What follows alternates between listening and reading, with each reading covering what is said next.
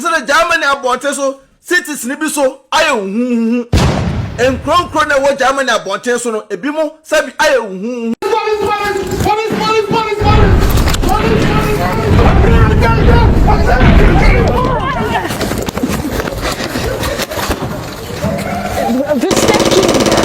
Gevraagd. Nog. Allez, bravo! Passport, please. Document. Have you a document? We want to see your passport. Geht auch so, mir reicht der Name. Egal, bestimmt nicht Ihr Portemonnaie? Ja, wenn du was... Dennis, was kaputt gewesen. Abusha, is the Germany abonte so cities ni bi so aye huhu enkronkro na wo Germany abonte so no ebi mo sabi aye huhu se control na ekoso no deportation na ekoso no se sabi se control no enya nu city awo so a me enya de ema wo ye mo nhyew because adenta me kasa ye wo cities bi wo ho a tuntumfo no dɔɔso so enkronkro bi wo ho a sabi o tuntumfo no sabi o majo mu di mpɔne e wo ho adrofo no ye baabi e station omo ti baabi e ta station e adrofo no e ho na control no a started den pa e bi ti say North West falling what as esoro honom ai me wase so what as na to ani hwe Hamburg ene Bremen side ho na e ho so timu say yes ene Hanover ho na e ho se control no e koso pa e ye den na sa no we nyina e bai edin e Adwenepahene aka Nkrataa mu kinkon aka fufokin aka be men fan yenum enya fom aka mtwa na omote Mr no pressure with me cha pressure be the fa na sa from Mr International man ye kasa chiri wiase bi so kasa de ayo mo namfo abusua ebi mu so le a na Adwenepahene o ma yem hyehye na Adwenepahene this Adwenepahene that na ko TikTok a omo krompo na asabi omu ni mo hwe kra na omo beto no baaba omo nu keke no mo jago no mo ko ntina Nkrataa mu hene and then ye boarding what I say because ye no ya header akọ school asua emu niam yiye pa Sesia no ye ka kire say deportation twice in a year say omo the one aba beka ho na esi ade aba beka ho na e kire say e say control no first na eni Germany gidigidi sa but nei wo hwa omo asabi omo free outside Germany ebe wura mu no omo te bases mu bas a etututu kwan no sabi first na control no koso hyew sa na de control no mo adin yi pa ene control no mo adin pa ama se o matwa control ni pa ma esia no Ghana fo a ya che o mangasa kra no menua se me ha mani nka ene investigation man no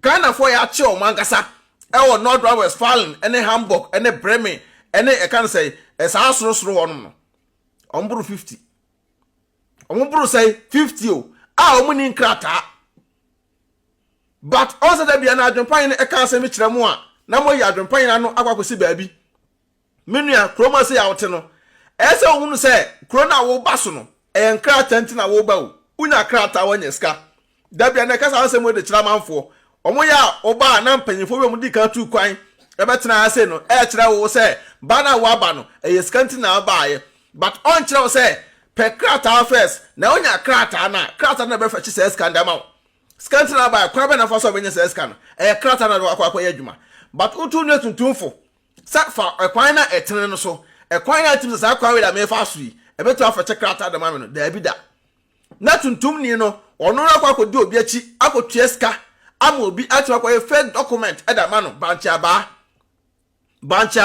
na e da ma obi timi ko se enkronkro twetwe Germany ho ahye a me pese bodin because of sa enowa bi ntino ebi muti ekokosa enkronkro so no makwa akoye eye fake document eye banchaba da ma omo esfa ko Denmark na kokko wale na wunim nyansa wo be de wa follow sa ade no na nipa ebu fa so na wo wie na sesabi sa no man nyina pie abonten na omani bram se boy abuso enne the where sabio edrofo adoso e wo Germany abonten so na beje wosam because obi apaja no so ameko Germany obi apaja no so ameko Deutschland te si ankasa kra no and open dan e wo Germany abonten so a ho ayedin pa se wo pedan e wo Germany abonte so e ho adin ye te se o ma ye saade no amese no edrofo nyina akrampo no o mo build edan e wo e kan se nkronkron no to e na de ma adrofo e se krobo do o ma ya ma e se de border bia so no o mo ye saa no ma no o mo sisi saa kiosk no e wo border bia so nti se control na se chewa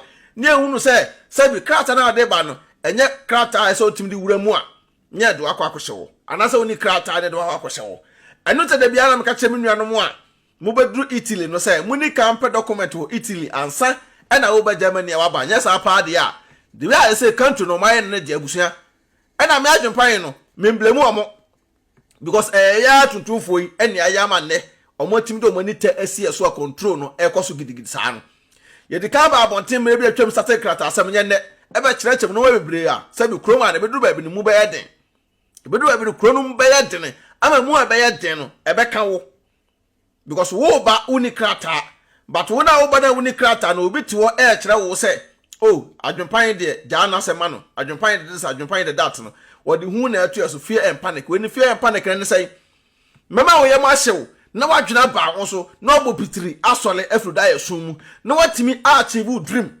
rather than say mema atrim aye ode na watena foche na ne ye deportation ekoso yiti nei ye deportoko o my Ghana mu a Ghana edin say no nti oni beje ye deportoko Ghana wani beje etida bia ya na ba bote be kana kora de kire mu a ese mutie we video we nya da be che wo ho all the way control ne koso no ano aye hye nya ntro ne yetwa nti se ne no se wupie na se bi se krata enna ho a unum se root we na mefa ekwan na mfa so de kwa adwuma sa akwan na se o monitor sa akwan no na so nso ho na akoduru adwuma na wo ye adwuma ho na kon no tum e mo bi hunu se uni krata mo bi hunu se wo de wonsem ye sei mo nkama no ntum wo adwuma m because nipa na wo hunu so oye no sa nipa no mu no e na do be konso hwem meme tie bi abaka chim se bi amenye enso meme no menye no meme mpese wo krapo ba frɛ me membesa wo kom so mimi ni tag e wo sa no manu biem wo from say wo ba no watem video no men fra me so be pafutuo e won Nkrataa asem call lawyer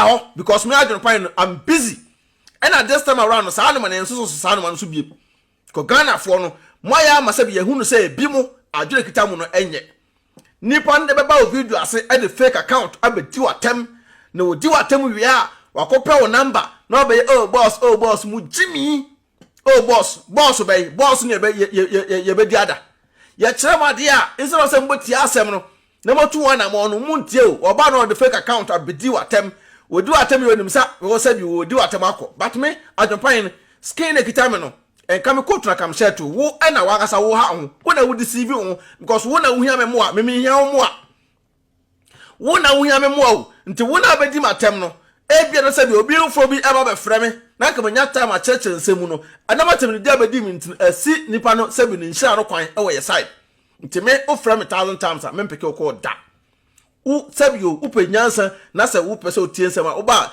to bo asa te video na share video no na nko akire no amu nya de enya bintie sonso ho okromu a me se de sonso ho wo sonso ho a Nkrataa no eguo office wo te se omuntim krompo emprint mpo mani nsi ya print bi da da hye wonsem nyina no se obedi omomra so take it no watwa so ata se uni Nkrataa sonso ho aso da bia me Adwenepahene ba bontam be ka kire mu eno no control no koso yipa anyantro this time train station no mesra wo be kwa train a check it time ni ye se o train eba in 20 minutes a make sure se obe lata baabi obe gina baabi din boko na ebi akabia be 3 minutes no pa no aduro train ba no afro ko so a no atena baabi din na odwene ho ye fa mpa bon time ochi because ebi ko na bi ba ese mpanyimfo no wache omu na nkomutimi yesa anwuma we but ye so le say ye ka no kra na mpanyimfo no delete aye na youth no so mo buy some so mo support mpanyimfo but na mo hunu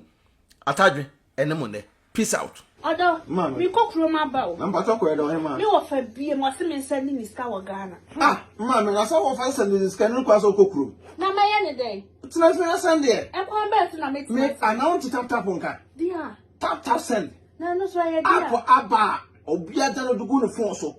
Na wo dey register this send ska kofi. Ayente na hwe. Sa. Na wo kwa bo ko trace ka extra. Ma mesra wo. Me kan for tap send amount. So you should iPhone and also betam no app store no download the go phone so Android phone so no Google Play no download the go phone so mesrew and I will send this so mesrew o first transaction be no we so we hear promo code no so Adwenepahene Adwenepahene e the go yes ntimpacho wo bogu ma wo Europe ko da wo benya €5 free before the some party for some can tap send at amount. Oh, America to Canada, dear. Hey, ma'am, $10. Timisra, man, how about one say, and quite wanting to be a so pay. Maxi Pacho, who piano no echo. Some come wanting the man. Download is a sea at Tinafi and Pacho, not relaxing. No one's pure wanting. No wanting. Mammy, now, dear, I am the company say, first one almost a credit card and come on. And that dear tap Polar Mountain was a decam for a way mobile. Was sit who shoot no more bank card, who to me register SMS as them debt. I tell you, Yatin, to tap a bar, I'm a here for, say, send this can call Ghana. Now, rate no so a come. Dear mamma. Miss Row, make a farmer. Also, when you're hey, made all your bad power and gentlemen to Miss Row, promo code the book in Adwenepahene. I know 5 years. Free. I know more Canada as in the US is almost been at $10. Oh, say all day. I am a daddy for the only open. I ain't a tap here, come on. Hey, tap and Abusia, red to Mohene. Auntie is in there from you. Hello, Auntie. More we POP no. And the TV unit no. Na few painting no swear. Hey, and the company near come and ask for enterprise now. And who pictures was an mamma? Okay, mamma. Hey, wow. I didn't ever say. I couldn't me feel look at come and ask for enterprise. Hey, wait a minute, could do what as a sister. The minister there, neither I was as an ask for enterprise. I don't go in if you paint in the beard man. Hey, until this in a mission out, where the woman ask for enterprise, why you feel they come apart. No come, Mr. Bra, what drew Hanum? Okay, and show bedroom how. Or maybe a POP no. I must send you pictures. Yeah, and time for pictures in the batch and I'm them poor call pet them. Sa, I have a Mr. Fabrem, yan and tem, too many kawaii, and I'm them a show me in a hair show. Why? Hey, sister. Yeah, me come with POP in the way. Ah, sister, so to. And that's what enterprise, sister. Me some POP in the party. Sister, T, what the POP no share and a POP and on my end, TV set no so. TV set no so. Now kitchen no so. Kitchen no so. Sister. No my if you want to be and that's what enterprise. Who see fee na person me POP ma wa. And that's what enterprise you POP amount. Almost a TV unit account. Almost a 2,000 na. And that's what person your kitchen amount. And that's boy assign I do windows assign she wo dan glass na window no promo ya sister. What to type open. Normal estimate na. Omo to 70%. Yeah, so we can with the omo number ne good screen so e twegu no. Omo number ne good so e twegu ntimi sraw Anasbo enterprise. Anasbo obechira omo say Adwenepahene TV na say be. POPs the omo your POPs number 1. POP looking con na ni ade de wo. Anasbo enterprise or charge we are or no one kofa na nioma efiri baby abuchire edema Ghana. Wow. Na omo sa no afo na go pio. Ami hwe ni POPs we. Na sister, mesraw. Wo dan na wo si no. Mesraw nya mistake fa come Anasbo enterprise. Baby be show mo. Baby be show mo sana ko da. Kitchen, TV set, bibia. Wow, POPs, large system ni bibia. Omo san atofo ka bibia ma. Na windows will be effect. Sister, Anasbo enterprise there, Mr. Omo ye King Kong. Dream kana me ba be ka kire no. Mr. Mama ye nam de be. Na ye na kona ko from the wo edema review. Adwenepahene. Bekiti. Benya discount kama. Oh, Anasbo enterprise. Omo ye King Kong. Sister, na ko be pay me say. Bra ka me ba wo. Asema to me. Me say, my busuafo afre me enyo ya ka kire me say. Me dan na me boss 1 month ago no. Enyu gu. Awuda na wo si ne Ghana no. Me say, enyu. And I say one for company papa. Company be na ko for sister. Ade wanted Destiny Roofing and Steel Trusses anchor. Omo ye hefa. Destiny Roofing and Steel Trusses omo Ghana. Sister e ban down so border number 1. And omo sign e border so a 30 years warranty. 30 years. Now we can unique Destiny Roofing and Steel Trusses. Come on, esa ko pass aboss amawo. And at the omo be border anu so omo free estimate. Free estimate. And omo dan so omo boss e ma wo say kimwa. Omo use na de. Sister, and omo say use nuya. Enua no omo say shen a drum and say pika empro. And can po Roma empro nya hwe. Na wo tell brochire and na wo kofa carpenter ni bi o share enkwan chen ko border so. Wa bra Destiny Roofing and Steel Trusses ewo. Sister, mesraw udru akra say pe. Uko e kan se pokuase. Amamole Canada Junction. Akrapokuase ya. Amamole Canada Junction. Udru wa wo so pe Destiny Roofing and Steel Trusses sister. O matuka akoye free estimate da man. Obi ate abrochire. And na kofa carpenter ni o share sister mesraw. Me kan fo da man. Nti we den ha nkra. Owo so aboka enya hwe. But Destiny e be je wonkwa. Destiny e be ma obi biato. Wo kwa wo se opese obuje estimator wo ho beto. nti dine e Adwenepahene TV na se Beki TV obo say din we kire mo sister o meto mo ase ahwe kama na obi a wo table kire aboka asi dan e na won for destiny roofing and steel trusses e mo da so sister me kan for da ma e ha nkra yes omo number e na go screen so no omo email address na go screen so e twa gu no so atese o mebo dan so ama 30 years warranty 30 years baby wo 30 years bi wo na we na nti wo ha mo sa sister misro omo dan so ma wa on e che kula one to fire more than crumpo na oda obeda e no mo dan so mbo so a enso to enye teta wo omo dan so ma dabi omo dan so omo be so wa abrochire destiny na tidin omo be so wa abrochire to omo dan so a wo dem ayefo enye teta ti makanfo da ma wonto we dem srew obetim no mo ankasa akonnect straight abusafo bi ani for one na bi ani sa pepe nte mekanfo aye de edama so we pa de for mo number no so na ese etwagu no email address na ese etwagu no sister abusia destiny roofing sheet and trusses omo ba ma Ghana for Adwenepahene otwa supre kwabrafo wa ye kwa bibrim han bafo otwa burumu odi putupuriye buraburu ma mansan wo fufuo